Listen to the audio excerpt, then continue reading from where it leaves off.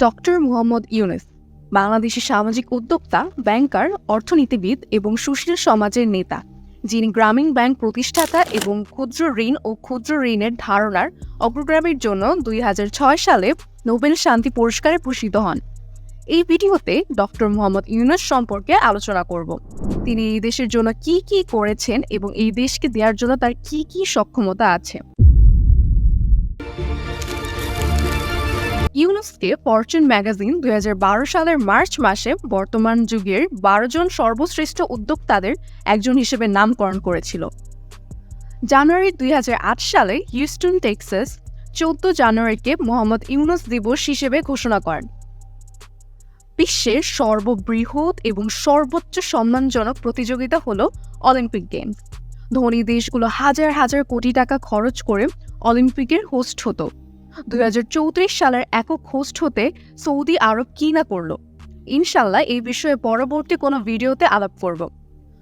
Doctor Mohammad Yunus 2020 সালের Japan Olympic গেমসের উদ্বোধনী অনুষ্ঠানের সবচেয়ে সম্মানিত মেহমান বা প্রধান অতিথি হয়ে মশাল বহন করেছিলেন। ভাবা যায়, ফ্রেঞ্চদের মতো না কুচো জাতির গর্বের অলিম্পিক গেমসের ওয়েবসাইটের টাইটেল পেজে একজন ব্রাউন মুসলমান ডক্টর ইউনুসের ছবি। ফ্রেঞ্চদের সম্পর্কে যারা টুকটাক খবর রাখেন তারা বুঝবেন ব্যাপারটা কতটা বিরল।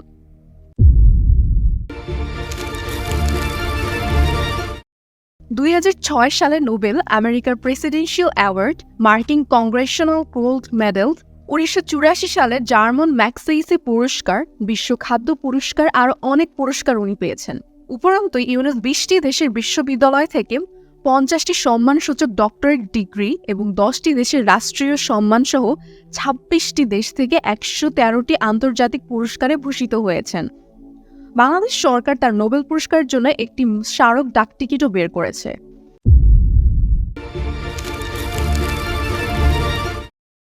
ডক্টর মোহাম্মদ ইউনুসের ঋণগুলি এমন উদ্যোক্তাদের দেয়া হয় যারা প্রথাগত ব্যাংক ঋণের জন্য যোগ্যতা অর্জনের জন্য খুবই দরিদ্র। আমরা সবাই জানি ঋণের সাথে সুদের কারবার থাকে, আর ইসলামের সুদ দেয়া এবং নেয়া হারাম।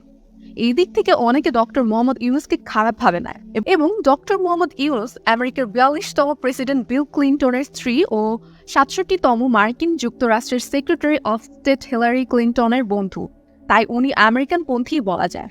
আর আমরা সবাই জানি আমেরিকা যার বন্ধু হয় তার শত্রু দরকার হয় না। প্রফেসর ইউনুসের ব্রেইন চাইল্ড, ক্ষুদ্র ঋণ, সামাজিক ব্যবসা এবং 3.0 এই তিনটি তত্ত্বই গ্লোবাল কমিউনিটি গ্রহণ করেছে। এই তিনটা তত্ত্বের তিনটাই যে খুব ভালো এমন না, তবে পয়েন্ট হলো সারা বিশ্ব এটাকে গ্রহণ করেছে। সামাজিক ব্যবসা এবং 3.0 এই দুটোই খুবই জনহিতকর তত্ত্ব, এরা নিয়ে বিতর্ক নেই। বর্তমানে জীবিত লিডিং ইন্টেলেকচুয়ালের যে কোনো তালিকাতে প্রফেসর ইউনুস টপ 5-এর মধ্যে থাকবেন। অনেকে তাকে 1 নম্বরে রাখবে। একজন বাঙালি মুসলমান দুনিয়ার লিডিং স্কলার, এটা ইতিহাসে কখনো ঘটেনি।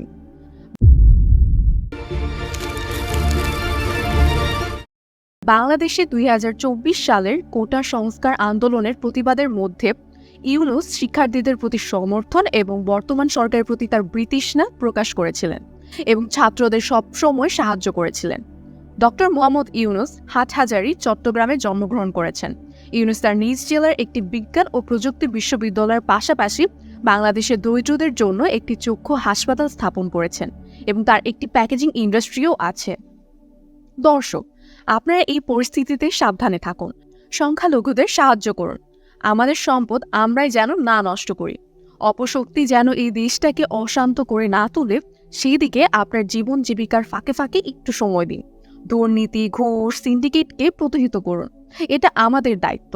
আজকে এই পর্যন্তই। ভালো থাকুন, সুস্থ থাকুন। আল্লাহ হাফেজ।